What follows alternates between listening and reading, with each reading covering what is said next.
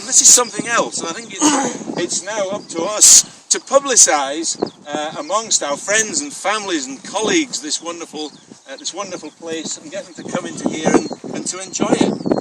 So would you like me to perform this? Yes, I would. Hey, well, now let me explain. Jim Cook produced this fantastic robe, which is woven from the rhizomes of nettles. He tells me that was a traditional means of attaching thatching to roofs. Is that right? So I believe. So he believes, because it's very, very strong, and it probably won't cut very easily. So where's the... Could you go around the back there? I'll go around, of course. I'll go around the back. Yeah. Is that okay? How's that? So I'm going to find a bit that looks as though I'll be strong enough to cut it, and I'm going to try and chop.